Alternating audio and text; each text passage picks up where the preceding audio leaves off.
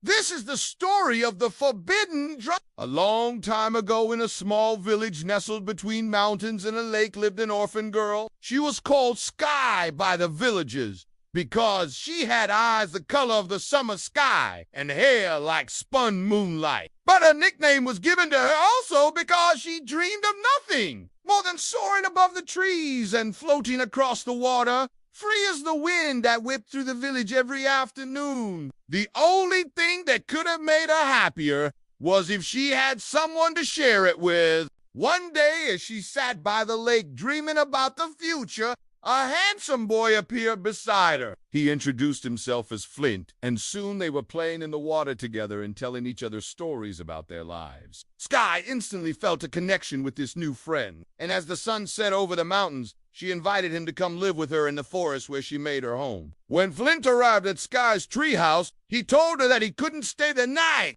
"I live in the mountains," he said, "in a cave with my parents." And then he looked down at his feet sheepishly. "To be honest, I don't know exactly where they are right now, but I'm sure they're close by." He scratched the back of his neck awkwardly. So I should get going now. "See you tomorrow," he said, and started to run off. "You can't go back," she said. "Not while your parents are looking for you. Stay with me tonight and leave in the morning." Flint agreed. But when Sky turned away to go back to her house, he called out to her. "It's all right," she said, waving dismissively. "I won't tell anyone you were here." "You can't tell anyone I was here, or else bad things will happen." That night, lying in her bed, she thought about Flint. Where did he go when the sun went down? Why did he seem so afraid of her telling the villagers he'd been there? And what did he mean by bad things would happen? And as the first rays of sunlight peeked through the trees, she got up and ran to the lake. Maybe Flint was waiting for her there. But Flint wasn't at the lake. In fact, he wasn't anywhere to be seen. As she rummed family inside, she spotted something strange on the ground below her window, a wooden flute. Sky knew that flute. It belonged to Flint. But how did it get down there? She climbed down the tree and picked it up. Just as she put the flute to her lips to try to make it play, a voice boomed from below. Peeking around the leaves, she saw a group of burly men with angry faces surrounding her. The men were talking in hushed voices, but she could hear every word. They were talking about Flint and his flute. They believed that whoever played it would die. Slowly, Sky crept back into her treehouse. Her mind raced. Did they know she'd been with Flint? Were they going to kill her too? Maybe she should run away from the village and start a new life somewhere else. But where would she go?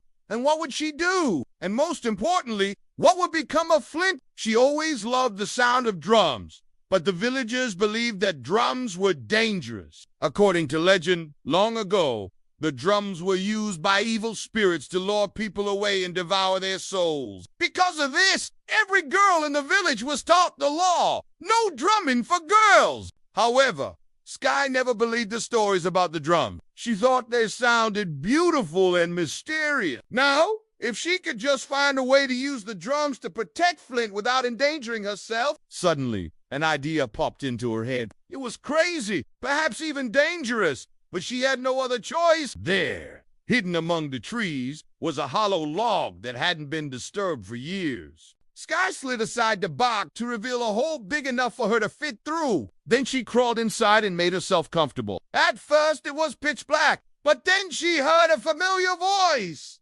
"Are you in there, Sky? How did you know I'd be here?" "I didn't know, but I hoped you'd come. Please come out of the log. I promise I won't let anything bad happen to you." Sky nodded, trying to look convincing. She had no idea how she would keep him safe, but she'd figure it out. She took a deep breath and shouted, "Hey, guys, I'm down here." The men froze. Had they finally found her? One brave man crept closer to the log, then poked his head inside.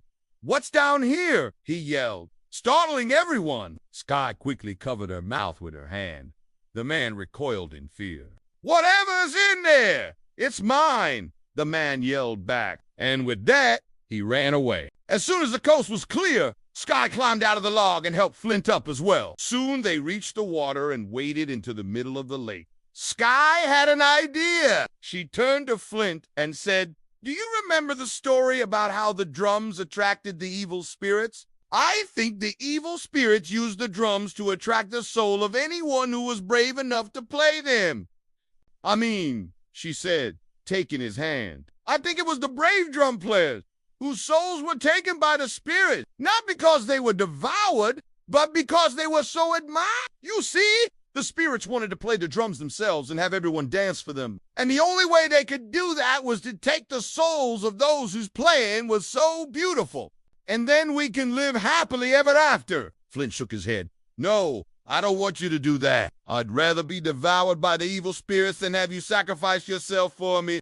"Don't be silly," Sky said, laughing. "You know I'd never sacrifice myself for you." And with that, she dove under the water, grabbed a flute that had fallen from Flint's pocket earlier, then resurfaced and started to play. The music was hauntingly beautiful. At first, the men watching on the shore were mesmerized, but then they became uneasy. Whatever Sky was playing, it was unlike anything they'd heard before.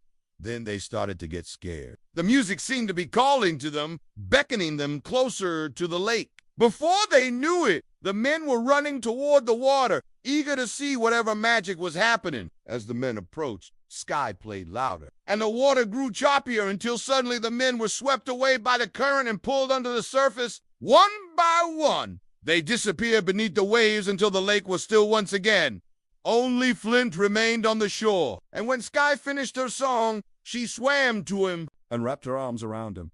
"Thank you," he whispered. "Thank you for saving me." Together, they watched as the men's bodies floated to the surface and swam to shore. That night, the villagers held a feast to celebrate their miraculous rescue. They cheered and sang and danced, and no one noticed the ghostly figures in the trees playing along to the music. No one except Flint and Sky. They watched as the villagers celebrated, and Sky felt a pang of sadness. Now that she'd saved Flint, what would become of him? Would he still visit her at the lake? Flint seemed to read her mind, because he leaned over and whispered, "I may live in the spirit world, but my heart belongs to you, Sky." Then he kissed her. It was a kiss that promised forever, a kiss that sealed their love. And as the moon shone down on them and the drums echoed in the trees, Sky knew she'd never been more sure of anything in her entire life.